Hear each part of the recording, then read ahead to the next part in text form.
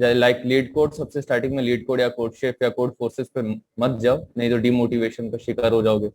एक ग्रुप में कोडिंग करना, अकेले कोडिंग करना, दोनों में बहुत डिफरेंस होता है। ग्रुप के हेल्प से आपको मोटिवेशन भी मिलता है और आपकी कंसिस्टेंसी भी बनी रहती है। अब फीडबैक वाला चला गया जमाना। देखो, कुछ 4 सालों में कुछ ऐसे ऐसे मिस्टेक्स हुई थी जो मैंने बहुत गलत की, लाइक स्टार्टिंग कोर सब्जेक्ट ना पढ़ के। We are fortunate to have Allen city on our side कि इतनी सारी कंपनीज आई अपने कॉलेज में। तो इंट्रोडक्शन का एक स्ट्रक्चर पहले से बना लेना चाहिए। ब्रेक भी लो।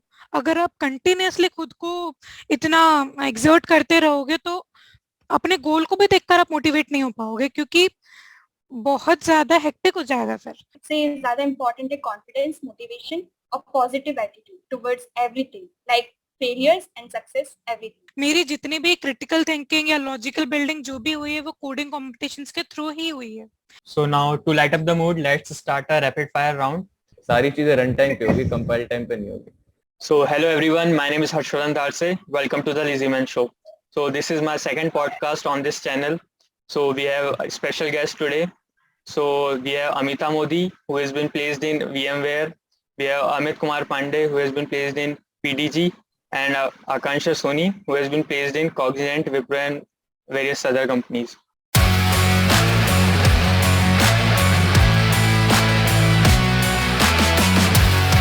Now the first question is with Amita, that please tell us about your interview experience and how you managed to crack VMware. Okay, so as you know, I'm placed in VMware. I got placed there through campus hiring, and my interviews, like there were a round of interviews, which was followed by a written test. So I will start with written test. It has various sections, like all the other companies has aptitude, coding, reasoning, verbal, and such. And then it was based on sectional cutoff. So after clearing the written test, we were having our first interview, technical interview. The result came in like 3 to 4 days, I guess. So in first technical interviews, I was asked 3 to 4 questions around about my project, about backtracking, Sudoku problem, and array questions. And when I cracked first interview, there was second interview, and in that interview, I was asked many questions, like starting from linked list, array, string, puzzles, various puzzles, logical puzzles, and then algorithm questions like BFS, DFS, traversal of tree, and such. Then there was my managerial round, which was of about 15 minutes approx, and then it was HR round. So my 3 rounds was done at one day. So it was pretty tiring but exciting as well, because it was my second interview, I guess. So second company that I sat for. So yeah, it was pretty exciting. That was the whole process. Okay, so what VMware expects from a candidate, like they should be good in high-end technologies or they should be good with basics? First and foremost thing for all the companies is the basic technologies, and the like unique thing about VMware or such companies is about their core subject knowledge. For example, computer networks is a like basic domain for VMware, Yeah. virtualization and all. So yeah, computer networks, operating system are two main subjects that VMware basically can focus upon more in interviews. Okay. Okay, so thank you very much for sharing your experience. Now, Akansha, please tell us about your interview experience in Cognizant and which was your first company that were you selected in? My first company was Geo, in which I was selected, and the technical rounds were like 3 rounds were there. First, the basic technical interview. Second was the advanced technical interview, and third was the selection interview. So that was not that much difficult, but somehow I managed to crack them, and I got selected in that.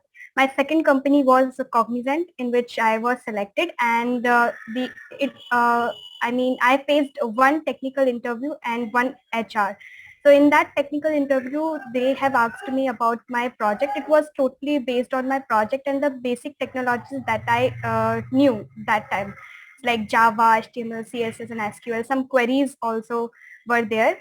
So he asked me to share my screen and share my project that I have made. So I just showed him my project and explained everything that I have done in that project.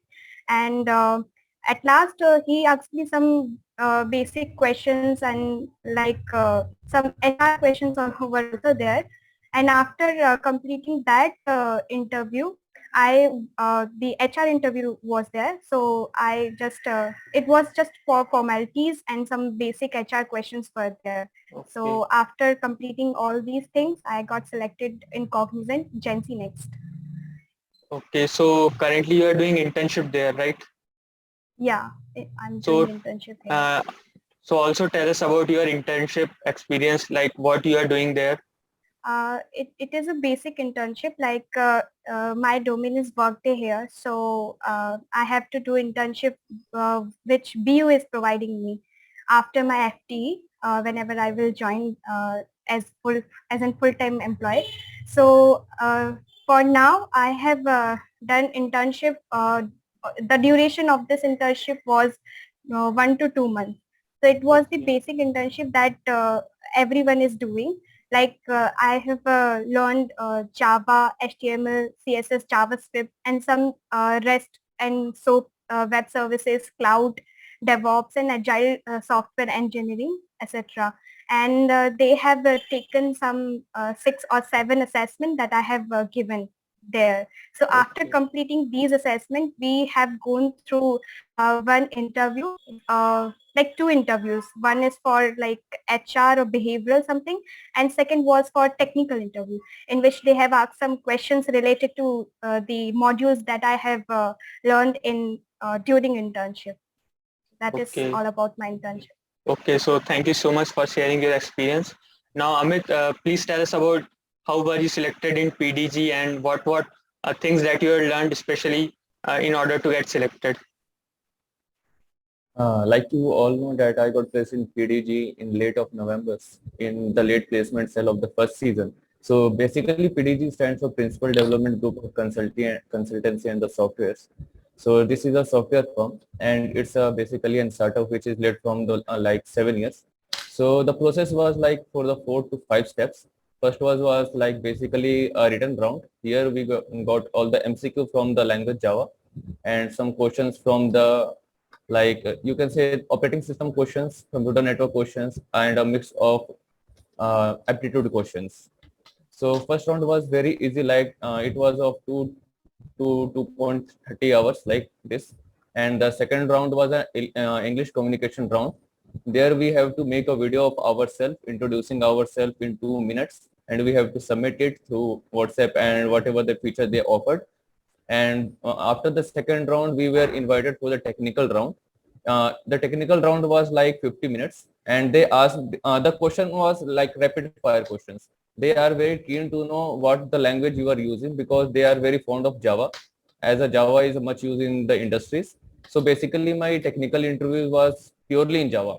They started the question from the very basics, and the level of the difficulty was like immediate to advanced, because they asked the various types of questions from Java, and not only from the Java, the SQL questions. Like they asked me the 5 to 6 queries, which I have to write it, and I have to show it. And they also asked 2 to 3 coding questions there, like reversing of the linked list and the reversing of the strings, like various types of ways, number of ways, like 4 to 5 ways. And after all, we have a managerial round. You can say HR round. Sorry, this is the 5th step. The 4th step was like group discussion round.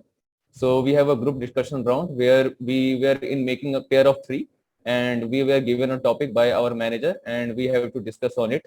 And after the JD, we have a managerial round. Here, this was a formally a discussion round about the company.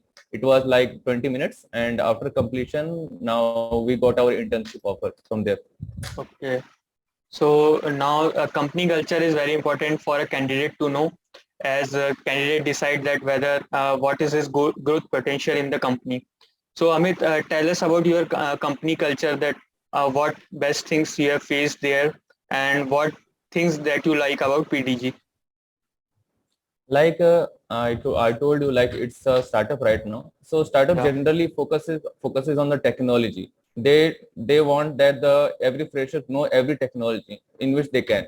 Like I got offered the internship from there, and in internship I used to learn the various types of technology, starting from the scratch Java, core Java, Java 8, then React, then Node, then Golang, then PLSQL, then Kafka and Cassandra, everything. Like they teach you all the technology in a very fast way and very efficient way, so that after learning I found that in the fourth year in my whole year, like third and fourth year, I didn't learn much technology. I learned in that 3 months. So Okay. basically that's it, and you will get in training in lot of technology from PD software or any sort of companies. Okay. Yeah. So thank you very much for sharing. Now, Amita, we would also like to know that what is the company culture of VMware and what are the things that you like about VMware? Okay, so company culture, work culture here is like very, very good because you got to learn so much. I have been assigned a project right from the start of my internship, which is not like a mock project or something. It is like industry level project. So you get to learn a lot of things here, that on industry level and corporate level. Along with this, we have like we interns have specific sessions with HR. They are called as Fun Fridays, where we get to interact with the HR and other interns. So that is also very fun. Along with this, our team members. Every team member is so supportive, so cooperative here, and everyone is like best in whatever they do, and each field they work in. Um, they try to teach you like even if you are stuck, you are not like मतलब तुम नहीं ले पा रहे हो help किसी से, but उनको समझ में आ जाएगा कि तुम्हें हेल्प चाहिए. So they will reach out to you personally and guide you upon that. So it is amazing here. So they are training you very well, right? Yeah, yeah, So yeah. now, It's amazing. okay, now I have one question for Akansha that how were you before the placements and what changes have you seen after getting placed? Like what was your confidence level after getting placed in any company? So, before, when I was not placed in any company, so I was in a state that I could ever crack any company's interview or company's assessment and all. So, so at that time, I was not very sure, and I was not sure that my coding skills are that good or the aptitude and everything. But I was preparing for that, and I have done some, coding questions, and I have practiced more. So after giving all these interviews and assessment, I found that I got to know more about my skills and the technologies that are very trending nowadays. So also the practical knowledge of everything. Like if we are learning SQL, so the practical knowledge of SQL is very important. So these all are the things that I got to know in more details, so deeply. Okay. So that is, and I gain more confidence in myself. So that is what Okay. I, you know. Okay. So thank you very much for answering it. Now I have one question with Amita that like that you are placed in VMware with 19.5 lakh package. So there are a lot of candidates who are aspiring to go to VMware and such big companies, but they don't have a proper roadmap that in their head that how should they crack big companies and what should they prepare. So what is your point of view on that? That how we should prepare and what level of confidence one should have in order to crack these companies? So it is okay to feel a bit underconfident, but once you start the process of it, you will automatically start to like feel confident in yourself. Once you start preparing for the roadmap, I think start from the basics like core subjects, DSA, algorithms, and computer network operating system, and then coding. Coding is very important for any company. So yeah, just practice on these aspects, and I am sure that if you work hard towards it, you will crack it. Even I was very afraid not about the process, but about being in a company that is so huge. So I myself can relate to those people who like feel scared. So, but I think once you have a right circle around you, like your parents, your friends, it is an amazing journey to crack any company. Like placed in such a huge company was a great thing for me, and the confidence that I have gained through it is like amazing. So yeah, have a nice circle of friends. Always seek help from your parents. Like if you have anything to talk to, just don't keep it to yourself. Communicate with each other and learn to grow together, not alone. Because once you form a group, you code together, you learn together. So it becomes very easy. So I myself had one group and I coded with them. So yeah, that helped me very much. Okay, thank you for providing the tips. Now, Amit, tell us about that, how you have prepared for the data structures and what were your learning sources? Like I started data structure from the scratch. Like हम लोग देखते हैं कि ज़्यादा से ज़्यादा जो open source platform है जैसे W3 School, Java, T Point. So first of all, you have to be a basic knowledge of any programming language. तो एक programming language सबसे एक पकड़ की जरूरत है. Like C++ or anyone can start with Java. So I recommend Java to everyone because Java is used in various type of industries. So as a तुम जावा अगर एक लैंग्वेज सिलेक्ट करते हो, suppose you are working with the Java and then you have to learn the DS first, like data structure, like how the data structures are working. Now don't go for coding first, because if you started coding then you will get panic because you are not going to solve any questions. Like starting from the scratch, data structures पढ़ो, basics पढ़ने के बाद उनके धीरे धीरे next step algorithms पे आओ. Algorithms में भी एकदम बेसिक से स्टार्ट करो. दूसरों को देख के नहीं कि वो बाइनरी ट्रीज के क्वेश्चंस कर रहे हैं तो हम भी डायरेक्ट बाइनरी ट्रीज पर आए, ग्राफ्स पे आए.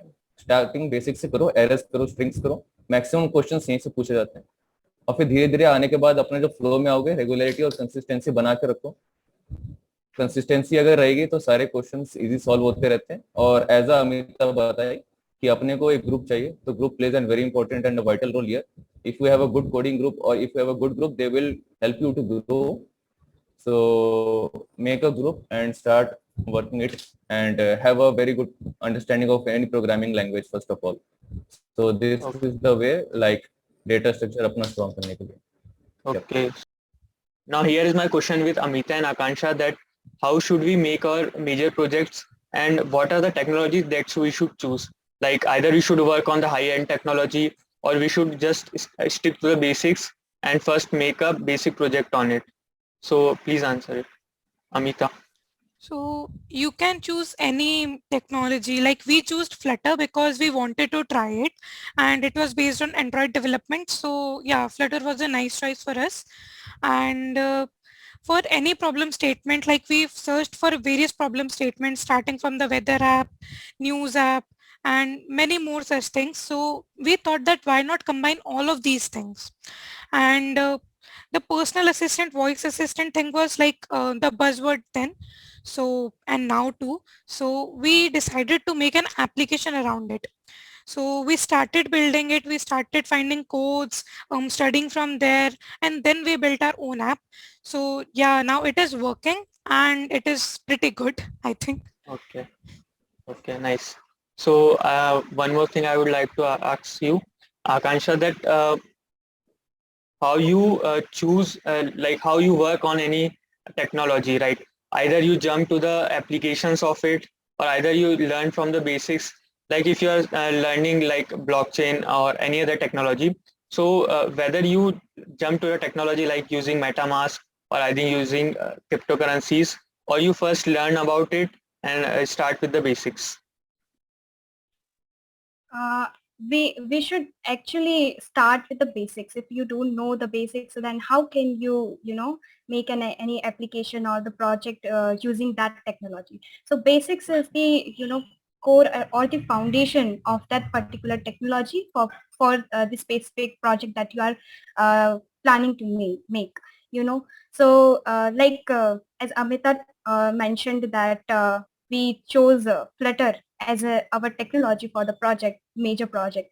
So that for the first thing, what I did is that we both did is that we learned the basics of that what is Flutter, and what is Dart, because Dart is the language that is used in that particular framework.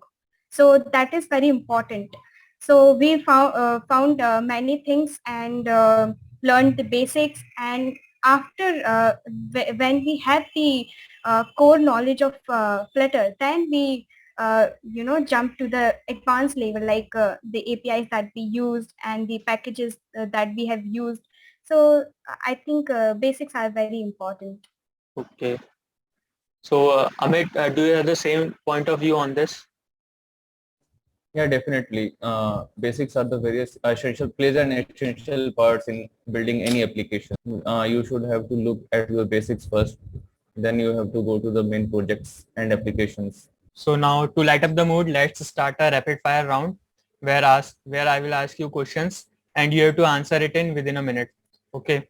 So my first question is with Amita, that where will you spend your first salary after joining? I think mostly on my parents, friends like these, and shopping, clothes. Okay. So you might have done a lot of shopping by now, as your internship has been started a lot earlier. By now, I have only given parties to like folks like these who are not giving me party in return. So yeah, mostly on parties, not shopping as such. Okay. Now Akansha, what is your answer, that where will you spend your first salary?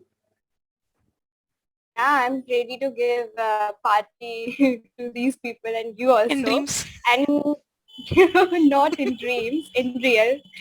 And I will surely spend my money with like on my family, and I'll do some shopping. That's it. Consider Okay. me your family, please. Both have Yeah, common you answers. all are my family. Okay. Now Amit, what about you? The same thing, first of all, given party to the several peoples, like friend circles, like these guys also, I think. When, And where? You're still you're still thinking on it. no. And also giving gifts to my parents and everyone in my home, like, and spending some of the money to the charity funds, like Okay. for the temples, like temple charity funds. Yep. Okay, that is good. Noble thinking. Okay, now my second question is that were you consistent in your coding practices? Like Amit, were you consistent? Yeah, definitely. Like, Okay. yeah, consistency is the key for everything. Like, you have to. Okay, what about you, Akansha? Not that consistent, but I'm trying to be, because the Okay. same code that he mentioned is is everything. So that is why. Okay. Okay, what about you, Amita? I was consistent in parts, like for a week or 2 weeks, I was consistent. Then I took some break and then consistent. So that was my routine. And I had to like, मुझे मनाना पड़ता था इस आकांक्षा को कि let's code, let's code. But Okay. yeah, so I was और consistent in that. सबसे अच्छी बात ये थी कि जो कि इसने पहले भी मेंशन किया था, फ्रेंड सर्कल का होना, because I was having that fear of coding. So मैंने इसके साथ कोडिंग की थी और इसी ने मतलब फोर्स कर करके मेरा जो फियर है वो हटाया था. हम लोगों ने जावा एक साथ ही स्टार्ट की थी और मेरी जो भी कोडिंग अभी है वो हम लोगों के साथ में जो करते थे उसी की वजह से है. So thank you Amita for this. Okay. नहीं पार्टी देना पहले. Okay. Now, tell us about your top learning sources, like where you practiced and where you pick up the material for your learnings. So starting with Amit. Like, ज़्यादा से ज़्यादा तो as a basic website, Gigs for Gigs, the famous Yeah. website, W3 Schools, Java T Point. यहाँ से तो सबसे पहले documents से स्टार्टिंग हुआ पढ़ना. लाइक सबका डिफरेंट रूटीन होता है. कोई यूट्यूब वीडियोस प्रेफर करता है, कोई यूडीमी पे कोर्स खरीदना. तो लाइक जैसे मेरा प्रेफर थिंग है कि ज़्यादा से ज़्यादा डॉक्यूमेंट रीड करना, बिकॉज डॉक्यूमेंट में बहुत चीज़ें डीप से दी रहती हैं. कुछ ऐसी चीज़ें होती हैं जो यूट्यूब पे नहीं दी रहती हैं वीडियोस में. लाइक जैसा कि चीज़ें था कि जो नॉर्मल चीज़ें होती हैं जो बेसिकली समझ में आ जाती है, उनको डॉक्यूमेंट से पढ़ो. डीप जाना तो डॉक्यूमेंट से पढ़ो, लेकिन जो चीजें कुछ ज्यादा डिफिकल्ट होती हैं डॉक्यूमेंट से पढ़ के समझ में नहीं आता. या फिर ऐसा लगता है कि इनको हमने कोई वीडियोस देखे हैं तो हमको इजी से समझ में आता है, तो उनके लिए सिर्फ यूट्यूब वीडियोस का इस्तेमाल करो, बाकी rest of documents Okay. Base. Now, what about you, Amita? My most preferred site is Java Tea Point and Geeks for Geeks, and I started my coding journey from HackerRank. So I tried to solve as much as I can from HackerRank, and then I shifted to like other sites, LeetCode, GFG Practice, such. Yeah. Okay. Now, Akansha, tell us about your learning sources. My learning source is similar to, bit similar to Amita, like Java Tea Point, Tutorials Point, and Geeks for Geeks is best. So I learned from there. Basic, you can, I mean, अगर तुम्हें अपना clear करना है basic तो तुम insights का use कर सकते हो, और उसके बाद एडवांस जाना है तो तुम डॉक्यूमेंटेशन पर जा सकते हो। और बेसिक जो कोडिंग है वो भी मैंने हैकररैंक से स्टार्ट की थी, तो ये लर्निंग सोर्सेस हैं। Okay. Now, लाइक अमिता और आकांक्षा ने बोला कि एज लाइक हैकररैंक, तो सबसे पहले तो जो बेसिक बिगनर्स होते हैं उनको हैकररैंक की सबसे मोस्ट प्रिफरेबल होता है। लाइक लीड कोड, सबसे स्टार्टिंग में लीड कोड या कोड शेफ या कोड फोर्सेस पे मत जाओ, नहीं तो डिमोटिवेशन का शिकार हो जाओगे।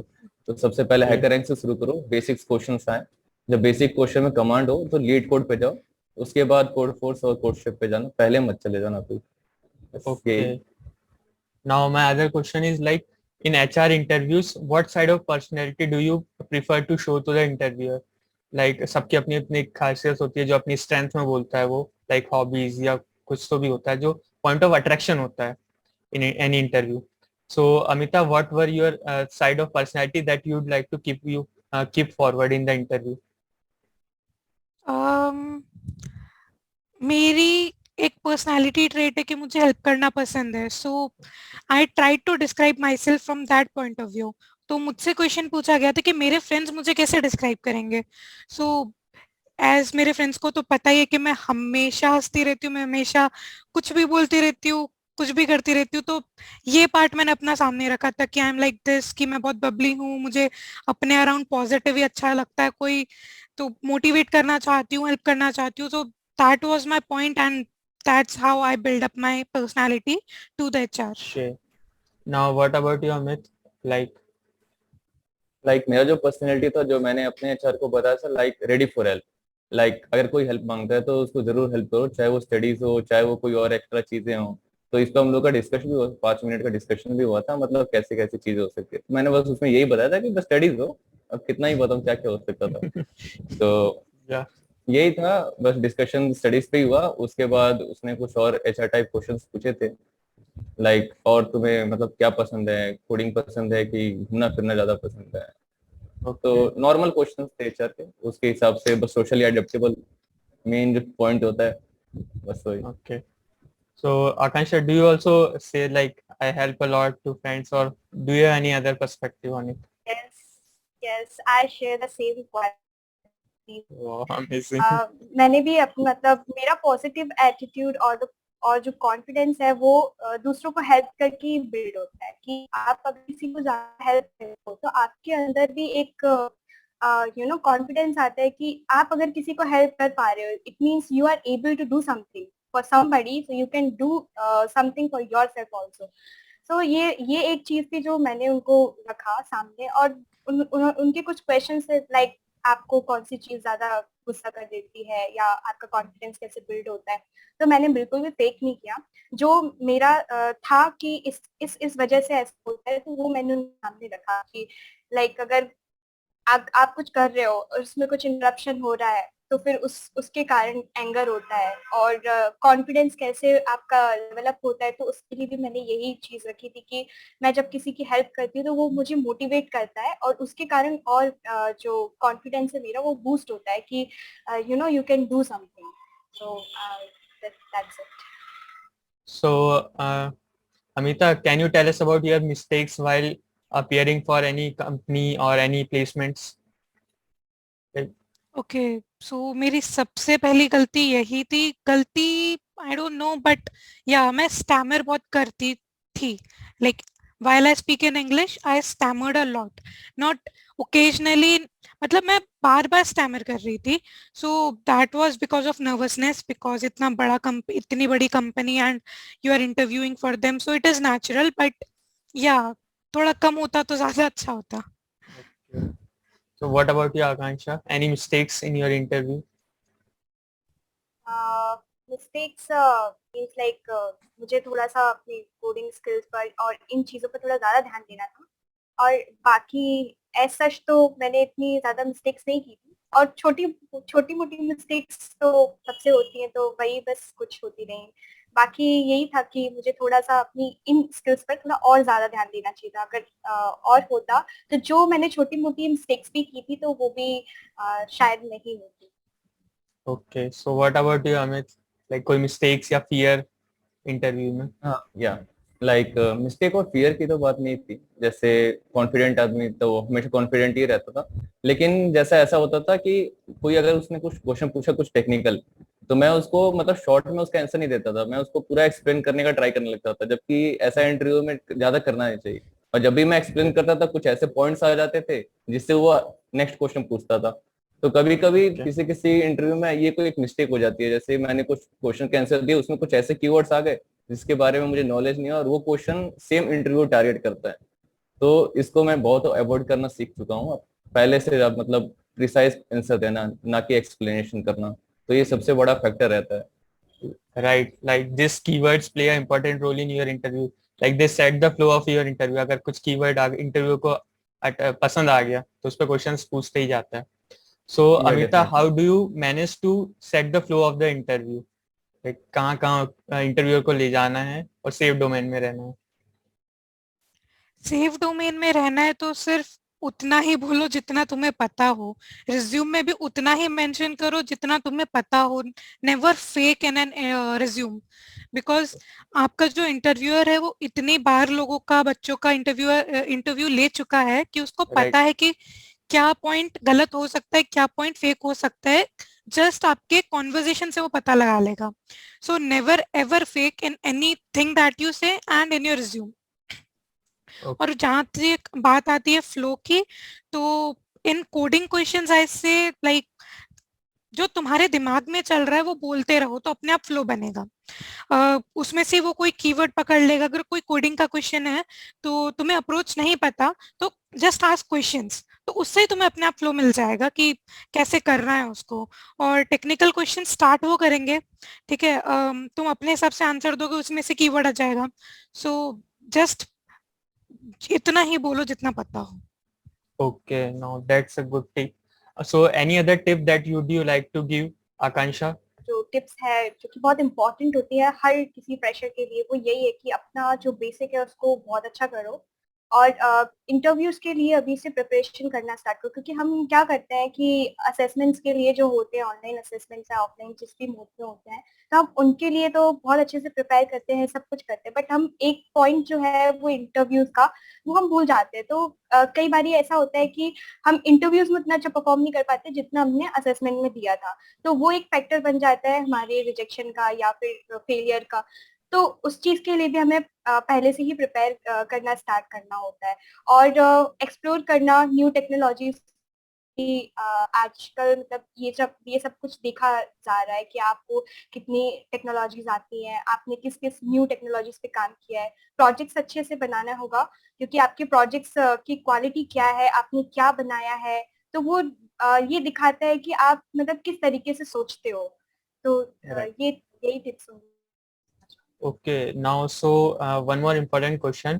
इंटरव्यू एंड होता है तब इंटरव्यू पूछते हैं कि do you have any questions. So उसमें हम क्या पूछे, क्योंकि अगर हम फीडबैक के बारे में पूछे तो आजकल मैक्सिमम आंसर्स क्या आते हैं कि HR विल कांटेक्ट यू. सो हमें क्या एक ऐसा यूनिक क्वेश्चन पूछना है कि मतलब इंटरव्यू जो है थोड़ा इम्प्रेस हो जाए. So Amit, any tips on it? Like जैसा कि तुमने बोला कि हम वही क्वेश्चन पूछते हैं फीडबैक, जैसे मैंने भी अपने इंटरव्यूज में यही पहले क्वेश्चन पूछा था कि tell me my feedback how my interview was gone. तो अगर इंटरव्यू तुमको पता है कि तुम्हारा इंटरव्यू कुछ ज्यादा अच्छा गया और काफी इंप्रेस्ड है, तो खुद बताता है the HR will contact soon, like ऐसा ही. लेकिन अगर ऐसा नॉर्मल गया तो उससे ऐसा पूछो कि कंपनी में कैसा काम होता है, कंपनी का वर्क तो कैसा है, लाइफ कैसी बैलेंस है, वर्क लाइफ कैसी अलग है, दोनों में डिफरेंस क्या है. और ये पूछ सकते हो कि किस प्रोजेक्ट्स पे काम हो रहे हैं आपके यहाँ पे, मतलब कौन सी जो टेक्नोलॉजी वो डिमांड में है। तो ऐसे ऐसे क्वेश्चन पूछ सकते हो। उसमें टाइम पीरियड पूछ सकते हो कि मतलब एक प्रोजेक्ट का कितना टाइम पीरियड जाता है, मैक्सिमम टेक्नोलॉजी कौन सी यूज की जाती है। तो ये सब जो मेन क्वेश्चन है वो यही है। Okay, Amita. So any other questions that you ask in your interviews? Company के अलावा आप इंटरव्यूअर के बारे में भी पूछ सकते हो कि उनका एक्सपीरियंस कैसा था, उन्होंने कैसे शुरुआत करी। So it's like 1 hour and 25 minutes अगर आप पे खर्च हुआ है तो आप 5 मिनट तो अपने इंटरव्यूअर के बारे में पूछ सकते हो। उससे Right. आप ही को फायदा होगा, आपको समझ में आएगा कि वो कंपनी कैसी है वो भी समझ में आएगा। इंटरव्यूअर तो ऑब्वियसली आपको समझ में आता ही है कि आप उनके बारे में पूछ रहे हो तो आपको समझ में आता है। So company and interviewer, just don't like, अब फीडबैक वाला चला गया जमाना। लाइक आप अगर Right. मॉक इंटरव्यू हो रहा है, आप अपने फ्रेंड्स के साथ ले रहे हो, फिर फीडबैक मांगना इज ओके, बट कंपनीज में आप फीडबैक मांगना इज नॉट गुड, क्योंकि सेल्फ असेसमेंट हो जाता है, आपको पता है कि आपका इंटरव्यू कैसा गया है, सो you can assess your self. But तो वो 5 मिनट जो होते हैं वो बहुत इंपॉर्टेंट होते हैं, उसको अपना ही फीडबैक मांगने में फिर से 5 मिनट खुद ही पे वेस्ट करने में कोई भलाई नहीं होगी। सो उसके बजाय कंपनी एंड इंटरव्यूअर के बारे में पूछोगे तो ज्यादा अच्छा रहेगा। Okay, that's so true.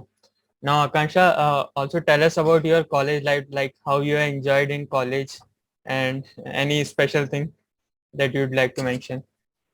पहले तो मैं बहुत ही ज्यादा इंट्रोवर्ट काइंड ऑफ लड़की थी, आज भी हूँ, बट फिर मुझे ऐसे दोस्त मिले जिनके साथ मैंने थोड़ा बातचीत करना स्टार्ट किया, जो कि मेरी फ्रेंड थी अमिता। तो हम लोगों की बहुत अच्छी बॉन्डिंग हो गई थी और हम लोगों ने बहुत इंजॉय किया है। हम लोगों ने हर सेमेस्टर में, हर क्लास में हम लोगों ने बहुत ही इंजॉय किया, हम बहुत हंसे हैं हम लोग, मतलब एक्सप्लोर किया है हर चीज। तो मेरा तो कॉलेज लाइफ अच्छा ही था। और फिर उसके बाद लॉकडाउन लग गया तो सबको जाना पड़ा, और फिर कि लॉकडाउन में कैसे सब कुछ था, ऑनलाइन क्लासेस थी, बट फिर भी हम लोगों ने बहुत मजे किए। Okay. So now, Amit, would you like to add anything? हाँ, जैसे कॉलेज लाइफ तो स्टार्टिंग तो उतनी अच्छी नहीं हुई थी। फर्स्ट सेम तो एकदम अच्छा नहीं था, मतलब उसमें कुछ दोस्त मिले, जैसे काफी अच्छे अच्छे दोस्त मिले जो अब दूसरे सेक्शन में चले गए थे, लेकिन काफी उनके साथ मजा आया। जैसे उसमें हर्षवर्धन भी एक था, काफी मजा आता था फर्स्ट सेम में। उसके बाद जैसे सेकंड सेम में नए नए फेसेस देखे, नए नए लोगों को देखे। जैसे अमिता थी, अमिता फर्स्ट सेम से फर्स्ट डे से ही फ्रेंड थी। तो सबसे पहली फ्रेंड बनी थी पूरे कॉलेज में, जब मैं किसी से बात भी नहीं करता था। तो उस समय धीरे धीरे स्टार्टिंग हुई, धीरे धीरे फ्रेंडशिप लास्ट तक चली गई। 4 साल चले कैसे निकल गए पता नहीं। रिवाइज में, पढ़ने में, लॉकडाउन लगा उसमें उसमें तो बिल्कुल नहीं पता चला 2 साल कैसे गए। ओवरऑल ठीक ही गया था, लेकिन पूरा कॉलेज लाइफ का एंजॉयमेंट उतना नहीं आया जितना एक्सपेक्टेड था। लेकिन जितना भी आया, अच्छे दोस्त मिले और अच्छे दोस्तों के साथ थोड़ी सी भी सब कुछ अच्छा गया। थोड़ा सा ही समय था लेकिन अच्छा गया। Okay. So, Amita, do you have anything to say on it, especially तो about मेरा Akansha? फर्स्ट उसके बारे में मैं भी उसकी पोल खोलती हूँ। सो फर्स्ट सेमेस्टर बहुत अच्छा था, नए नए दोस्त मिले। सो फर्स्ट सेमेस्टर में मेरी बिल्कुल दोस्त नहीं थी, सेकंड सेमेस्टर में भी नहीं थी। फर्स्ट और सेकंड सेमेस्टर ये इतनी चुप बैठती थी, इतनी चुप बैठती थी, वो भी फर्स्ट बेंच पे। सो फर्स्ट सेमेस्टर में पूरा बैक बेंचर बन के बैठी हूँ, और हम बहुत मस्ती करते थे, हम अमित और हमारे कुछ और फ्रेंड्स थे, बहुत मस्ती करते थे। और आई रिमेम्बर कि मैं जब पीछे जाती थी तब मैं इसको बोल के जाती थी कि हाय हेलो करके जाती थी कि कुछ तो बोलो एटलीस्ट, कि तुम कुछ बोलती ही नहीं हो। तो अभी ये मुझ पे देख के हंसती है कि तुम मुझे ऐसे बोल के जाती थी। सो ये मेरी फ्रेंड थर्ड सेमेस्टर में बनी, और जब से बनी हम फर्स्ट बेंच पे बैठ के मस्ती करते हैं। तो क्योंकि इसको पीछे में जाने में पता नहीं क्या है, so I don't know, but हम फर्स्ट बेंच पे बैठ के बहुत मस्ती करते थे। सारे टीचर्स हमको पहचानते भी थे क्योंकि हम पढ़ते भी थे, बट हम बहुत मस्ती करते थे, हंसते रहते थे बिना कोई रीजन के शायद। सो बहुत मजा आया था सेकंड, नहीं थर्ड सेमेस्टर और फोर्थ सेमेस्टर में बहुत मजा आया था। उसके बाद तो लॉकडाउन लग गया। Yeah. सब ऑनलाइन ही मिल रहा है तो फिर। और हाँ। एक फनी इंसिडेंस है जो कि मतलब मैं हमेशा अपनी अटेंडेंस भूल जाया करती थी और सब लोग मुझे रिकॉल कराते थे कि तुम्हारा अटेंडेंस निकल गया। और ये चीज मुझे पता थी, बट उसके बाद भी मैं फिर भी भूल जाती थी। फिर मैं जब अमिता के साथ बैठा करती थी तो हम लोग इस तरीके से अपनी बातों में गुम हो जाते थे कि तब भी मैं भूल जाया करती थी। और मैं जानबूझ इस के चीज तभी बात की स्टार्ट करती थी जब अटेंडेंस होती थी, ताकि थोड़ी सी बेइज्जती हो, इसकी तो मजा आए। अच्छा, और ये भी इस सही है। तरीके से मुझे पूरी क्लास जानने लगी थी कि ये रोल नंबर है और यही लड़की है जो भूलती है। सो टॉकिंग अबाउट कॉलेज, सो जो सब्जेक्ट्स होते हैं हमारे कॉलेज में, सो उनका रेशियो क्या होना चाहिए हमारी पढ़ाई का, क्योंकि कुछ कुछ आउटडेटेड सब्जेक्ट होते हैं या फिर कुछ ऐसे उसमें जो जो करिकुलम होता है उसमें ऐसे चीजें होती है जो मतलब आज के जमाने के हिसाब से थोड़ी पुरानी हो गई है, या फिर तो हमें रेशियो क्या बना के चलना चाहिए कि कितना कॉलेज पे फोकस करें और कितना अदर टेक्नोलॉजीज को पढ़े। So Amit, any answer on it? इसी क्वेश्चन को वेट कर रहा था। देखो, कुछ 4 सालों में कुछ ऐसे ऐसी मिस्टेक्स हुई थी जो मैंने बहुत गलत की। स्टार्टिंग कोर्स सब्जेक्ट ना पढ़ के मैंने सोचा था कि वेब डेवलपमेंट पढ़ लेता हूँ, अलग अलग टेक्नोलॉजी से, PHP से, मनस्टैक से, मिनस्टैक से, मतलब जावा से, हर एक टेक्नोलॉजी पढ़ ली। लेकिन जो प्लेसमेंट्स के लिए जो मेन चीजें होती हैं, हमारे कोर्स सब्जेक्ट, ऑपरेटिंग सिस्टम हो गया, कंप्यूटर नेटवर्क्स हो गए, DSA हो गया, तो उसमें मैंने बहुत कमियां कर दी थी स्टार्टिंग से ही।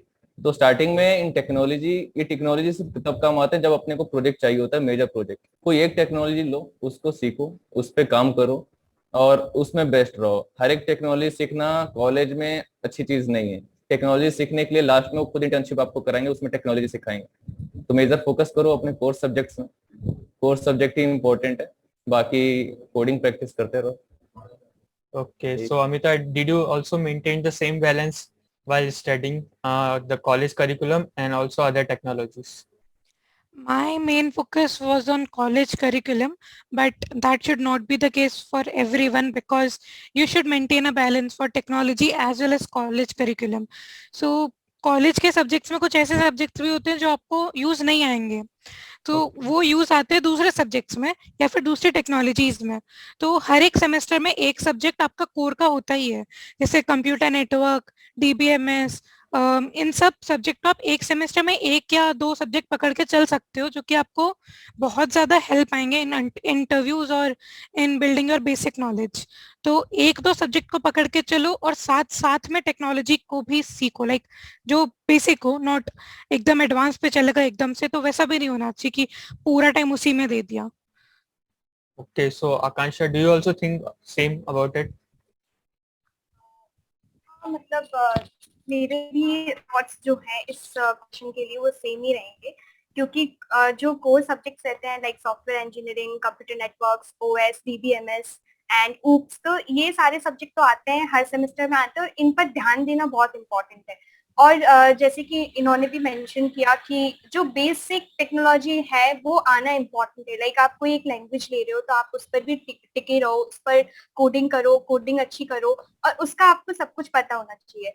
साथ ही साथ आप अगर एक टेक्नोलॉजी नई सीख लेते हो, क्योंकि वो एक्सपेक्ट करते हैं, अगर जैसे आपका इंटरव्यू हो रहा है या आप असेसमेंट दे रहे हो या कुछ भी कर रहे हो, आप किसी कंपनी के लिए बैठ रहे हो, तो उसमें वो आपसे एक्सपेक्ट करते हैं कि आपको एक दो टेक्नोलॉजी नई आती होगी और आपने काम किया होगा। बाकी आपसे बेसिक तो जो हमेशा से पूछा जा रहा है वही DBMS, SQL, तो ये सब तो अपना पक्का होना ही चाहिए। वेब डेवलपमेंट भी करना चाहिए, बट कोर सब्जेक्ट्स जो है उनको भी छोड़ने नहीं चाहिए, क्योंकि वो भी कहीं ना कहीं इंपॉर्टेंट होते हैं और इंटरव्यू में कई बार क्वेश्चन उनसे भी बन जाते हैं, तो that is also very important. Okay, now my other question is what importance do you give to your personality while appearing for any company? Right, so Akansha. तो मेरे हिसाब से तो आपको बहुत ही पॉजिटिव रहना होगा, कॉन्फिडेंट रहना होगा और मोटिवेट रखना होगा अपने आप को हर वक्त, क्योंकि जरूरी नहीं है कि आप अगर किसी कंपनी को फेस कर रहे हो तो आप उसमें सिलेक्ट हो जाओ। अगर नहीं होते हो तो आप क्यों सिलेक्ट नहीं हुए, वो सारे पॉइंट्स इकट्ठे कीजिए, फिर उन पर काम कीजिए, बट अपना कभी भी कॉन्फिडेंस मत गिरने दीजिए। क्योंकि अभी तक मैं जितनी भी कंपनीज में बैठी हूँ, मैंने यही देखा है कि मेरा कॉन्फिडेंस जो पहले था वो बहुत ही वीक था, लेकिन जब मैंने प्लेसमेंट्स के लिए प्रिपरेशन स्टार्ट किया, कंपनीज को फेस किया, मेरी पहली कंपनी में जो DXC थी जिसके लिए बैठी थी, जिसमें मैं सिलेक्ट भी नहीं हुई थी, बट मुझे उससे सीखने को मिला कि मैंने यहाँ पर ये गलती की, मतलब जो कोडिंग क्वेश्चन पूछा था, अगर मैं इसमें ये करती, इस तरीके से आंसर करती, तो फिर जो बाकी के इंटरव्यूज थे या बाकी की कंपनीज थी उसके लिए कॉन्फिडेंस अपने आप ही आ जाता है। तो उसके लिए हमेशा मोटिवेट रखना होता है, कई बार डिमोटिवेशन भी होता है, बट हमेशा ये याद रखना होगा कि जरूरी नहीं है कि आप जिस कंपनी को फेस कर रहे हो उसी में आपका हो जाए। तो उसके लिए सबसे ज्यादा इम्पोर्टेंट है कॉन्फिडेंस, मोटिवेशन और positive attitude towards everything, like failures and success, everything. Okay, now Amita, how do you keep yourself motivated while like in college life? क्योंकि 4 साल होते हैं, अलग बहुत सारे distractions होते हैं. So how did you manage to face all of it? तो as Akanksha said, motivation is the key. Like motivation बहुत ज्यादा जरूरी होता है, और खुद को मोटिवेट रखने के लिए अपना एक ऐसा गोल बना लो जो आपको बहुत ज्यादा डिटरमाइंड हो आप उसको पाने के लिए। तो मेरे लिए गोल था just my parents, to make them proud, make them happy. तो मेरे लिए उतना काफी था कि मैं बस उनको देख लूं और मैं अपने आप ही समझ लेती थी कि मुझे करना तो है ही, मेरे लिए नहीं तो इनके लिए करना है। तो जस्ट मेक अ गोल कि ये मेरा गोल है और इसके लिए मुझे ये करना है। तो आप अपने आप ही खुद को मोटिवेट कर पाओगे। और ऐसा नहीं कि सुबह से बैठे हो आप और रात तक सिर्फ पढ़ ही रहे हो, कोडिंग कर रहे हो, ब्रेक भी लो। अगर आप कंटिन्यूअसली खुद को इतना एक्सर्ट करते रहोगे तो अपने गोल को भी देखकर आप मोटिवेट नहीं हो पाओगे, क्योंकि बहुत ज्यादा हेक्टिक हो जाएगा फिर। तो ब्रेक्स भी लो, दोस्तों के साथ बात करो, बाहर घूमने जाओ, टीवी देखो, सीरीज देखो, बुक पढ़ो, जो करते हो करो, बट ब्रेक भी लो। So now next question is with Amit. Like what is your perspective on a sales job and other IT jobs? कि कैंडिडेट्स को कौन सी जॉब चूज करना चाहिए, क्योंकि उनने इंजीनियरिंग की होती है बट सेल्स जॉब होती है, वो अच्छा पैकेज ऑफर करती है। जैसे कि कुछ कंपनीज है वो भले ही सेल्स वाली एजुकेशन फील्ड में है। So what should a candidate choose, कि वो अगर कम पैकेज वाली कोर डोमेन की जॉब है या वो सेल्स जॉब चूज करे? सो अमित प्लीज। ये सारा डिपेंड करता है कि तुमने 4 साल में मतलब प्रैक्टिस किस चीज की है। अगर तुमने मानो टेक्निकल फील्ड में तुम बहुत ज्यादा एक्सपर्टीज रखते हो, बहुत ज्यादा रखते हो, तो डेफिनेटली तुम टेक्निकल फील्ड में जाओ, भले वो तुमको बिजनेस एनालिस्ट से 2 लाख 3 लाख रुपए कम दे रही हो। कि बिकॉज अगर तुम टेक्निकल फील्ड में एक्सपर्ट हो, मतलब वो एक तरीके का तुम्हारा शिफ्टिंग हो जाएगा, पूरा तुम्हारा टेक्निकल शिफ्टिंग हो जाएगा, एक तरीके का तुम्हारा पूरा लाइफ शिफ्ट हो जाएगा। एक बार बिजनेस एसोसिएट में जाने के बाद तुम्हारे पास अगर तुम चाहते हो कि बाद में कभी हम डेवलपर रोल के लिए ट्राई करें, तो उसके बाद उसमें बहुत दिक्कत है, क्योंकि तुम्हारे पास जीरो एक्सपीरियंस है डेवलपर रोल का। तो अगर तुम बिजनेस एनालिस्ट या किसी चीज में अगर जाते हो, सेल्स में जाते हो, तो तुमको परमानेंट सेल्स में होगा। और अगर तुम वहां पे ओवरकम करना चाहते हो तो उसके लिए अलग से फिर वहां पे मेहनत लगेगी काफी ज्यादा। लेकिन अगर तुम टेक्निकल में हो, अगर तुम लो स्टार्ट भी करते हो, अगर तुम टेकी हो, अगर तुमको लगता है तुम टेक्निकल फील्ड में अच्छा कर रहे हो, तो डेफिनेटली जाओ टेक्निकल फील्ड के साथ। नहीं तो जहां तक मेरे से अगर पूछो तो मैं कभी भी बिजनेस एनालिस्ट, अगर किसी ने अच्छी इंजीनियरिंग की है, उसको बिजनेस एनालिस्ट या फिर बायजूस में इन सब के लिए प्रमोट एकदम नहीं करूंगा। तुम ओके, टेक्निकल में अच्छा कर सकते हो, अपने आप पे कॉन्फिडेंस होता है। Yep. Right. So it is as simple as कि जो अब तुमने पढ़ा है उस पे जाओ। अगर थोड़ी बहुत भी डाउट है Yeah. अपने टेक्निकल स्किल्स पे, तो you can choose sales job. Okay, now my question is with Amita कि what kind of environment should you be in a college life? अपने सराउंडिंग को कैसे डिजाइन करे या कैसे फ्रेंड्स के साथ हैंग आउट करे? क्योंकि कई बार ये होता है कि हम फ्रेंड्स के चक्कर में ज्यादा डिस्ट्रैक्शन में आ जाते हैं। So how to manage that? Okay, तो फ्रेंड्स के लिए देखो, मैं कमेंट नहीं कर पाऊंगी, क्योंकि होता है कि कुछ फ्रेंड्स अच्छे मिलते हैं और कुछ नहीं मिलते।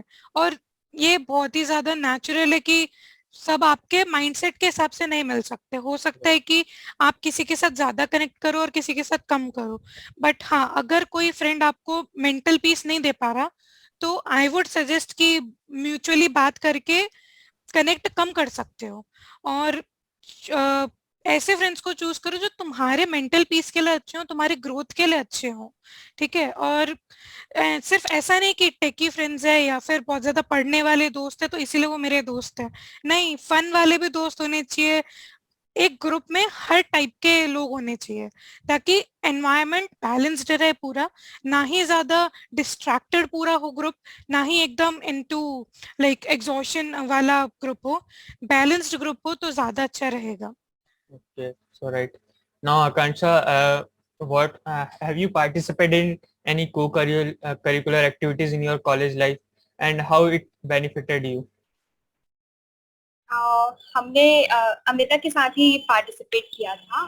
That was one like via case study. Okay, या फॉर वाई भोपाल.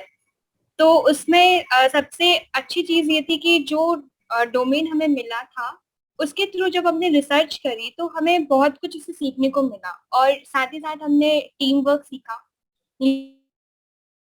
और भी बहुत सारी ऐसी चीजें थी जो कि आगे हमारे लिए काम आ सकती थी. हमने वो सारी चीजें इस चीज से सीखी. तो करिकुलर एक्टिविटीज में हमें पार्टिसिपेट तो करना ही चाहिए अगर आपको यू नो ओवरऑल आपका जो पर्सनालिटी डेवलपमेंट करना है, तो आपको सारी चीजों में इन्वॉल्व होना इम्पोर्टेंट है. मैं इतनी ज्यादा इन्वॉल्व नहीं थी, बट मुझे जहाँ पर भी मौका मिलता था कि हाँ ये इसमें मैं कर सकती हूँ, तो मैं उसमें जरूर किया है.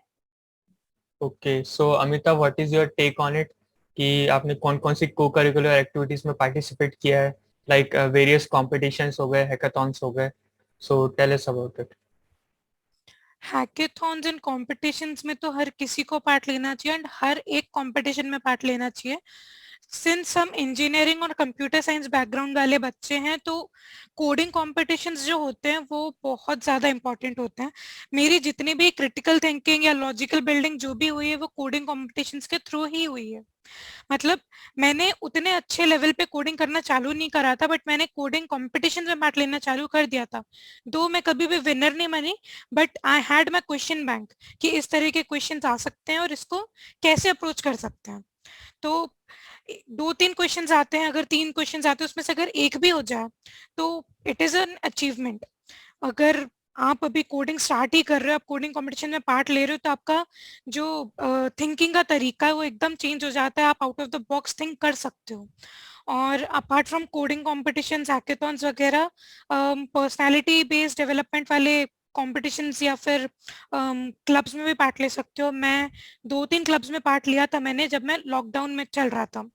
तो मैं 2-3 क्लब्स का पार्ट थी और उसने मुझे लिटरली बहुत ज्यादा हेल्प करा था अपना नेटवर्क बिल्ड करने में, कम्युनिकेशन करने में, थोड़ा सा एक्सट्रोवर्ट वाली फीचर लाने में मेरे अंदर, क्योंकि मैं इंट्रोवर्ट टाइप की ही हूँ.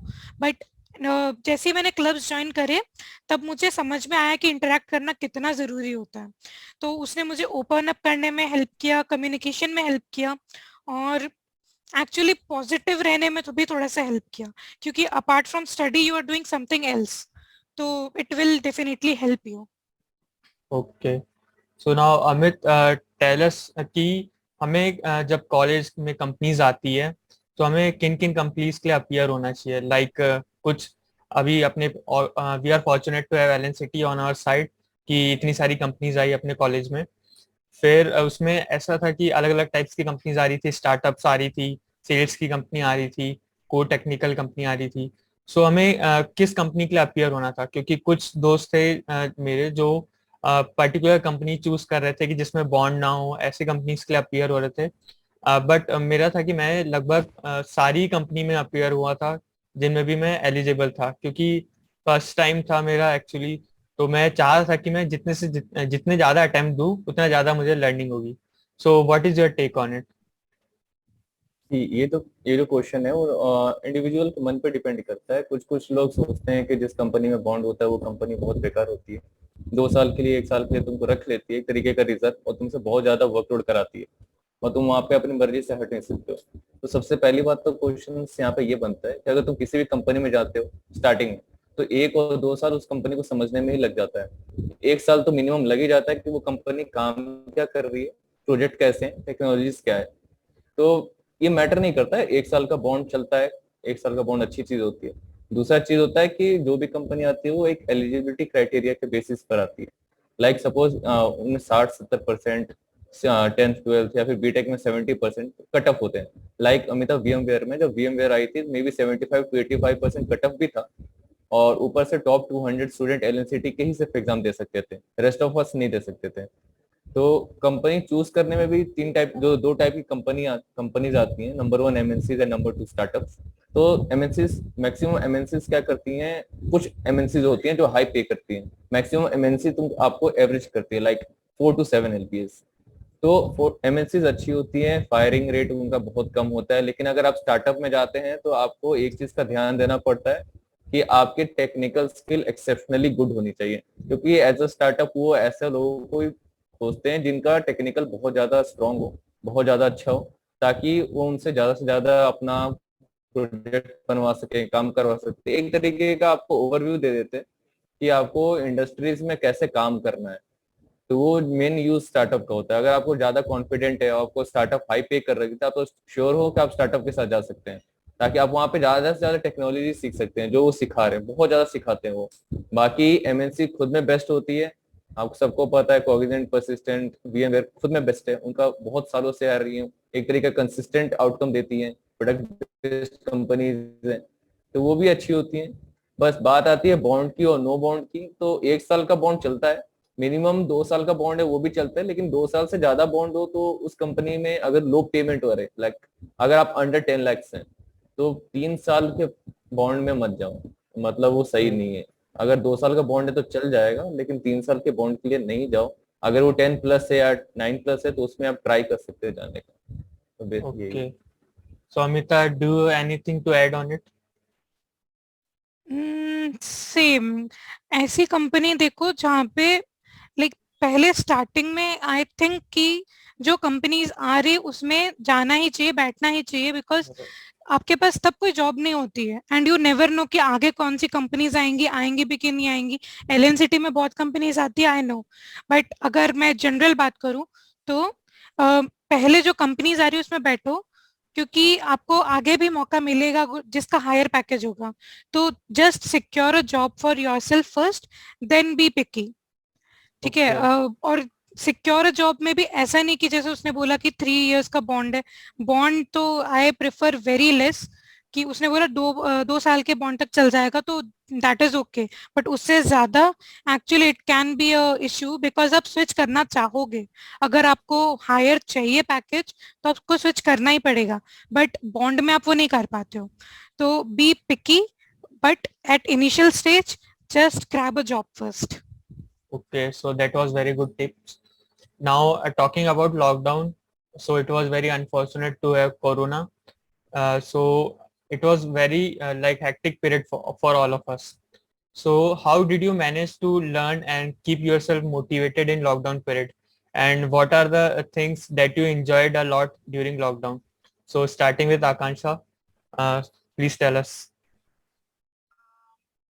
ये तो बिल्कुल सही बात है कि लॉकडाउन तो बहुत ही अनफॉर्चुनेट था। जो हमारी कंटिन्यूटी थी, जो हमने कॉलेज में बनाई हुई थी, वो हमारी थोड़ी सी उसमें डिस्टर्बेंस आया। But still I can say that कि जो लॉकडाउन था उसका एक पॉजिटिव साइड भी था कि आपके पास बहुत सारा टाइम था कि आप कुछ नया सीख सकते हैं, कुछ नए प्रोजेक्ट्स बना सकते हैं, अपने ऊपर ध्यान दे सकते हैं, जो कि आप कॉलेज में नहीं दे रहे होते हैं।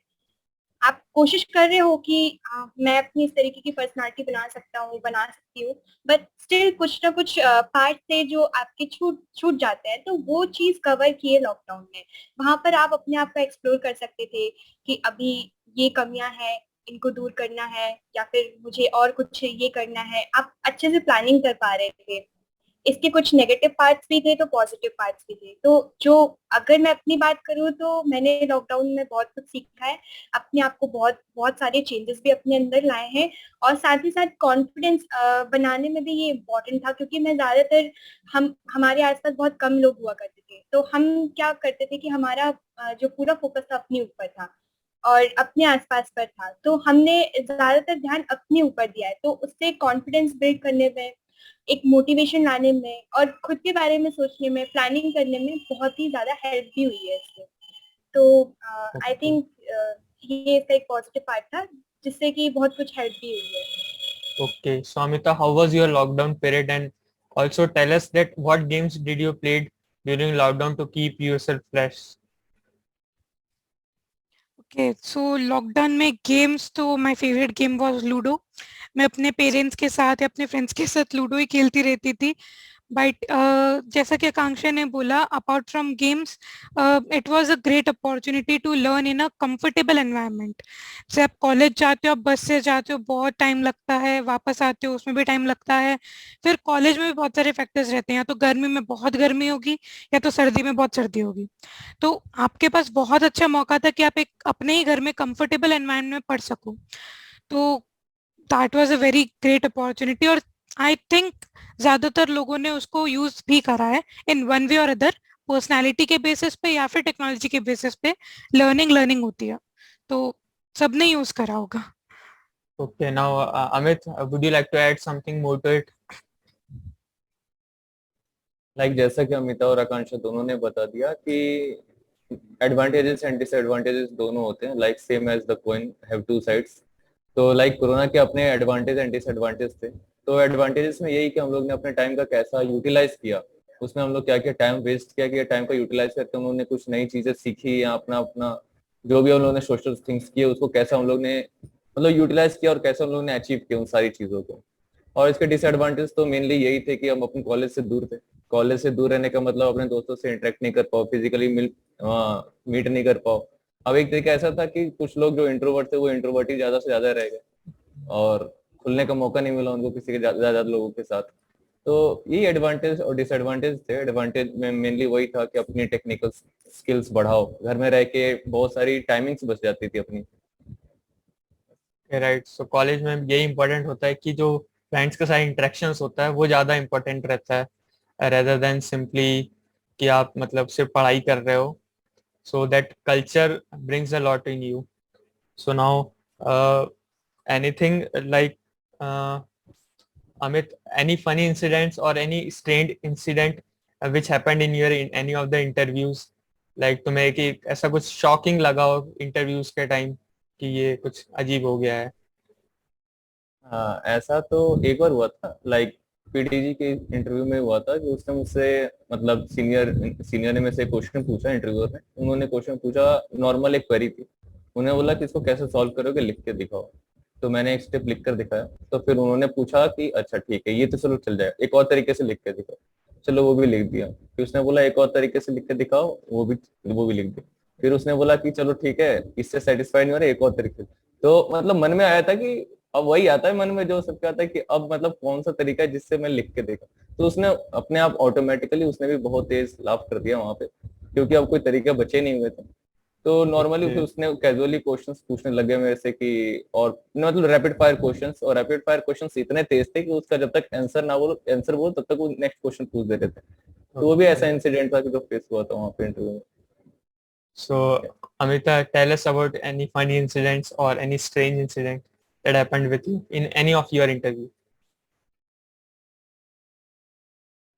Mute पे अमिता. हाँ, ये हो गया एक फनी। Okay.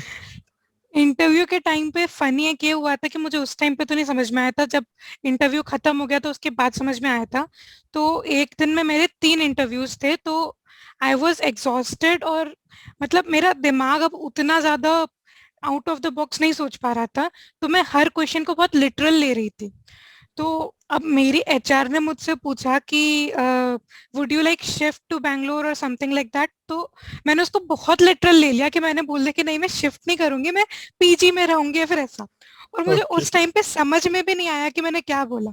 ये मुझे जब मैंने बाद में जाके खुद को एनालाइज करने की कोशिश करी कि कैसा गया इंटरव्यू, कैसा क्या बोला मैंने, तब मुझे समझ में आया कि मैंने बहुत ज्यादा लिटरल ले लिया है और मैं ये बोल के आ गई हूँ। तो आई डोंट नो अब क्या होगा। Okay. Now, one question for Amit, like how do you prepare when you are given a mail, right, on a short notice कि आपका इंटरव्यू है एक दो दिन बाद, so how will you prepare for it? How will you manage the pressure? And उस time आप या तो नई टेक्नोलॉजी को पढ़ोगे या फिर जो आपने प्रिपेयर किया है वही पढ़ोगे, so tell us about it. कि जो पहली बार इंटरव्यू देने जा रहे हैं, या फिर जिनका दूसरी तीसरी बार किसी कैंपस के लिए या फिर ऑफ कैंपस जो इंटरव्यू दे रहे हैं, तो फर्स्ट ऑफ ऑल अगर उनको ऐसे ही मेल आते हैं कि 2 दिन बाद आपका इंटरव्यू है, आप फिर क्या करें, तो सबसे पहले तो एक लैंग्वेज होती है, अपनी लैंग्वेज पे पकड़ होनी चाहिए। उप्स कॉन्सेप्ट सबसे ज्यादा पूछते हैं। तो फर्स्ट ऑफ ऑल तुम अगर पाइथन बैकग्राउंड के स्टूडेंट हो, और हर एक लोगों को सारी लैंग्वेज पूरी डिटेल में नहीं आती है। सपोज अगर मैं इंटरव्यू ले रहा हूँ तो मैं मैक्सिमम कोशिश करूंगा कि मेरा जो स्टूडेंट है वो मुझे जावा वाला ही मिल जाए, पाइथन का ना मिल जाए। तो अगर आपको आपको इंटरव्यूअर का नहीं पता, इंटरव्यूअर को आता क्या है, वो किस चीज में एक्सपर्टीज है उसका, तो उससे पहले आप क्या करो, आपको जो लैंग्वेज आती है आप इंटरव्यू बिट्स पे जाओ, जावा टी पॉइंट पे जाओ, उसके सारे इंटरव्यू के क्वेश्चन पहले पढ़ लो। क्योंकि सपोज इसमें फायदा क्या होता है कि अगर आप जावा के हैं और इंटरव्यू वाला पाइथन में आ गए, पाइथन का है, तो वो क्या करेगा, आपसे जावा के ही क्वेश्चन पूछेगा, और जावा के क्वेश्चन अगर पूछेगा तो वो किसी साइट को रिफर करेगा like top 50 question, top 40 question, top 30 question, like इस टाइप का इंटरव्यू है। तो उस टाइप के आप क्वेश्चंस पे जाओ, आप पहले से 2 दिन पहले आप उसी चीज को पहले प्रिपेयर कर लो, उसमें सारे के सारे क्वेश्चन डिटेल्स अच्छे से दी रहती हैं। तो सारी की सारी टॉपिक एसक्यूएल ले लो, आप प्रोग्रामिंग लैंग्वेज कॉन्सेप्ट ले लो, अगर आप स्प्रिंग का इंटरव्यू दे रहे हैं तो स्प्रिंग क्वेश्चन के आपको पूरा क्लियर कॉन्सेप्ट पढ़ लो। तो ये सब स्ट्रेटजी होती है कि एक दिन पहले रिवाइज करना है तो आप इन साइट्स पे जाकर रिवाइज कर सकते हैं। Okay, so that was a good एक आंसर। टिप मैं देना चाहूंगी कि जो भी इंटरव्यू हो तो आपके पास इंटरव्यूअर का थोड़ा सा इन्फो तो रहता ही है, एटलीस्ट नाम तो पता ही होगा। तो उन इंटरव्यूअर्स को लिंक्डइन पे जाकर उनकी प्रोफाइल सर्च कर सकते हो। तो अगर कोई टेक्नोलॉजी आप में और उनमें कॉमन है तो that can be a starting point और that can build the flow of your interview. Okay, right, that was a good tip. Now अब एक क्वेश्चन है कि आफ्टर यूर ज्वाइनिंग और in holidays, where will you go, like on vacations, like starting with Amita. Vacations पे तो अभी अभी हमारा एक वेकेशन कैंसिल हुआ just because of my exams. तो सबसे पहले वेकेशन पे तो मैं अपने नानी के घर पे जाना चाहूंगी, that is in Rajasthan. So I would like to visit her and the my birth place Jhunjhunu, so Haryana. So I would like to go there on vacation. What is about you, Akansha? अभी तो ऐसी कोई प्लानिंग है नहीं कि मतलब vacation पे कहाँ जाना है, बट आफ्टर ज्वाइनिंग ऑब्वियसली मैं बैंगलोर में रहने वाली हूँ, तो कहीं पर कुछ प्लान करूंगी। Okay, now मैं ले Amit, जाऊंगी। बिल्कुल। लाइक अपने दोस्तों में कहते हैं कोई भी प्लान एग्जीक्यूट करो तो उसको 3-4 महीने पे होता है, लास्ट मोमेंट पे कैंसिल हो जाता है। तो सबसे पहले तो वही चीज है कि प्लान सक्सेसफुल हो तभी किसी चीज का जाने का प्लानिंग रहेगा। अभी तो कोई ऐसा कोई प्लानिंग नहीं है वैकेशन का। बाकी जब मिलते हैं सब साथ में, जहाँ पे लोग गए, जब सारे फ्री रहे, उसके बाद ही कोई वैकेशन का प्लान बनेगा, नहीं तो फिर वो भी लास्ट मोमेंट पे कैंसिल हो जाएगा तो बढ़िया नहीं लगता। कैंसलिंग का तो जीता जागता रन सबूत आकांक्षा सोनी है। सारी चीजें रन टाइम पे होगी, कंपाइल टाइम पे नहीं होगी। ओके, लास्ट क्वेश्चन है कि अपने जूनियर्स को या नेक्स्ट बैचेस के लिए कुछ स्पेशल टिप्स होगी जो आपने मिस्टेक्स या जो लर्निंग की है, सो उनको देना चाहो। So starting with Amit. Like कि मैंने पहले बताया था कि अगर आप सारी की सारी टेक्नोलॉजी पढ़ रहे हैं, आप एंड्रॉइड भी पढ़ रहे हैं, आप वेब डेवलपमेंट भी पढ़ रहे हैं, आप मशीन लर्निंग भी पढ़ रहे हैं, आप आर्टिफिशियल इंटेलिजेंस भी पढ़ रहे हैं, तो ऐसा ना करो, किसी एक टेक्नोलॉजी पे करो और उस पर अपना मेजर प्लस माइनर प्रोजेक्ट बनाओ। अगर आप एंड्रॉइड डेवलपमेंट पढ़ रहे हैं तो एंड्रॉइड डेवलपमेंट में ही जाओ, और बाकी जो सारा का सारा 75% है वो अपने कोर्स सब्जेक्ट्स पर ध्यान दो। इंटरव्यूअर आपसे आपकी टेक्नोलॉजी के बारे में बहुत कम पूछता है और कोर्स सब्जेक्ट पे बहुत ज्यादा पूछता है। तो फर्स्टली एक जॉब सिक्योर करने के लिए, आपको प्लेसमेंट लेने के लिए सबसे पहली चीज तो कोर्स सब्जेक्ट पढ़ो, डेटा स्ट्रक्चर्स पढ़ो, ऑपरेटिंग सिस्टम पढ़ो, डीबीएमएस सबसे इंपॉर्टेंट है वो पढ़ो, उप्स कॉन्सेप्ट पढ़ो। तो मेजरली आप सब्जेक्ट्स पढ़ो और एक टेक्नोलॉजी पढ़ो, कोई भी एक टेक्नोलॉजी पढ़ो और उसमें आप एक्सलेंट परफॉर्म करो। एक प्रोजेक्ट बनाओ, प्रोजेक्ट भी अच्छे लेवल का बनाओ, मतलब मैनेजमेंट सिस्टम, बहुतों को मैंने देखा मैनेजमेंट सिस्टम बनाता, तो वो एक बेसिक प्रोजेक्ट है, कोई भी इंटरव्यू उसको ज्यादा फेवरेबल नहीं मानता। तो एक ऐसा प्रोजेक्ट बनाओ जो आपका मेजर प्रोजेक्ट टाइप हो और उसको आप रिज्यूमे में शो करो। रिज्यूमे में एक ही प्रोजेक्ट हो लेकिन वो बढ़िया हो, आपका उससे इंप्रेस होना चाहिए इंटरव्यू। और मैक्सिमम टाइम आप अपने कोडिंग प्रैक्टिस करो, डीएसए पे काम करो, ना कि दिन भर टेक्नोलॉजी में लग रहे हो, क्योंकि आपके प्लेसमेंट के बाद वो खुद आपको 6 महीने का इंटर्नशिप कराएंगे, उसमें आपको जॉब रेडी बना देंगे। तो सबसे पहले जॉब ग्रेस्प करो, कुछ अच्छा प्लेसमेंट ले लो कोर्स सब्जेक्ट के हेल्प से। So I think you have covered a lot of topic in it. But Amita, anything you would like to add? And what was your important learning while appearing for such placement interviews? जैसा कि मैंने पहले बोला था कि form groups, एक group में coding करना, अकेले कोडिंग करना, दोनों में बहुत डिफरेंस होता है। ग्रुप के हेल्प से आपको मोटिवेशन भी मिलता है और आपकी कंसिस्टेंसी भी बनी रहती है। अकेले आप एक बार के लिए टाल दोगे कि मुझे नहीं करना, मन नहीं है, थक गया, एज इट इज। तो ग्रुप में ऐसा रहता है कि दूसरे लोग भी रहते हैं तो आपको जाना ही पड़ता है कि यार मेरा पीछे रह जाएगा, तो आपके पास एक मोटिवेशन रहता है। तो ग्रुप्स फॉर्म करो, उससे जाओ, उससे करो, तो बहुत ज्यादा बेनिफिशियल होगा। Okay. So now one question with Akanksha, that जब भी हम HR इंटरव्यू में जाते हैं तब आप कुछ प्रिपेयर करके जाते हो कि ये सोचते हो कि अब पर्सनैलिटी के ऊपर क्वेश्चन है तो ऑन स्पॉट आंसर करना बेटर रहेगा? एक्चुअली ये होता है कि जब भी हम एचआर इंटरव्यूज देखते हैं तो वो कुछ ऐसे क्वेश्चंस पूछते हैं जहाँ पर वो आपके प्रेजेंस ऑफ माइंड को देखते हैं कि हाँ आप मतलब कितने इंस्टेंटली क्वेश्चन को आंसर कर सकते हो। तो उस समय कोशिश ये करनी चाहिए कि आप अपना नेगेटिव पार्ट ना दिखाएं और ज्यादातर आप अपनी पॉजिटिव एटीट्यूड को ही दिखाएं, क्योंकि कोई भी कंपनी आपने कुछ, सभी को पता है कि कोई भी परफेक्ट नहीं है, बट स्टिल आप कितना उस टाइम अपना पॉजिटिव दे पाते हो वो इम्पोर्टेंट होता है। और हर बार ऐसे क्वेश्चंस बनते हैं जहाँ पर आपको तुरंत ही आंसर करना होता है, और वो डिपेंड करता है कि आपका जो एटीट्यूड है हर चीज के लिए टुवर्ड एवरीथिंग वो कैसा है। अगर पॉजिटिव है तो आप उस तरीके से आंसर देंगे, और कोशिश ये करनी चाहिए कि हम अपना जो नेगेटिव पार्ट है वो हमेशा रिड्यूस करके रखें, उससे ज्यादा उभारे नहीं, ताकि जो इंटरव्यू है चाहे वो एचआर हो या कोई भी इंटरव्यू हो वो किसी और ही डायरेक्शन में चला जाए।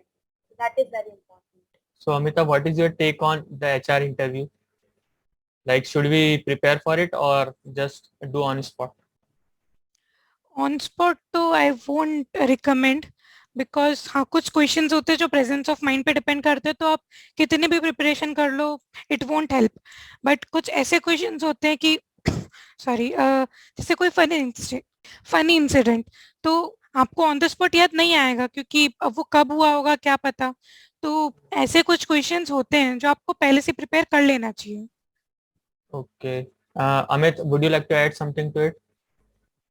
तो I am agreeing with Amita. Like उसने कहा कि कुछ क्वेश्चंस ऐसे होते हैं कि जो आपको पहले से प्रिपेयर करने होते हैं। Like most of the common questions जो एचआर के होते हैं, like do you want to reallocate, और जो क्वेश्चंस नॉर्मल होते हैं कि आप अपने आप को 5 साल 10 साल में कहाँ देखते हो, तो वैसे क्वेश्चंस में कुछ सेंटेंसेस कुछ लाइंस ऐसी होती हैं जो इंटरव्यूअर को कुछ इंप्रेस कर रहा है।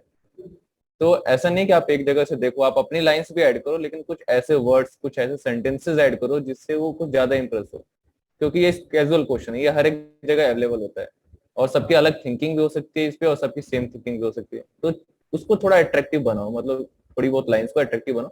बाकी कुछ क्वेश्चन होते हैं जो ऑन द स्पॉट ही आपको क्लिक करेंगे, जैसे कुछ पजल्स हो गए। अगर हर एक पजल हर एक लोग नहीं पढ़ पाते हैं, पजल्स बहुत सारे होते हैं, तो वो पजल्स जो होते हैं वो ऑन द स्पॉट आपको क्लिक होंगे, नहीं तो आपको ऑन द स्पॉट क्लिक नहीं होंगे। बाकी रेस्ट ऑफ के लिए एचआर के लिए आप पहले से प्रिपेयर कर लो, कुछ क्वेश्चंस निकालो, कुछ टॉपिक्स के बारे में पढ़ लो जिससे वो आपको लगता है कि वो कुछ आस्क कर सके, तो वो एक तरीके का पॉजिटिव चीज ही रहेगा, नेगेटिव नहीं रहेगा। Okay. And I want to add one thing like about introduction, क्योंकि एचआर में सबसे इम्पोर्टेंट पार्ट आपका इंट्रोडक्शन ही होता है। वही आपको आपकी पर्सनालिटी को ब्रीफली पहले ही बता देता है कि हाँ आप इस तरीके से या इस तरह के इंसान है, आपने ये काम किए हैं या फिर आपके बोलने का तरीका क्या है। तो इंट्रोडक्शन का एक स्ट्रक्चर पहले से बना लेना चाहिए, और उसके अकॉर्डिंग ही हमें अगर आप अलग अलग उसके लिए बैठ रहे हो, अलग अलग एचआर किसी भी कंपनी का दे रहे हो, तो उसके अकॉर्डिंग अपने इंट्रोडक्शन को बदलते रहना चाहिए और एक अच्छा स्ट्रक्चर होना चाहिए। Okay. And now I feel that it is time to end our podcast. So thank you very much for scheduling your time for this podcast and hope you will meet soon. Thank you Thank you, so much, Harshvardhan, for Harshvardhan, for having us. inviting.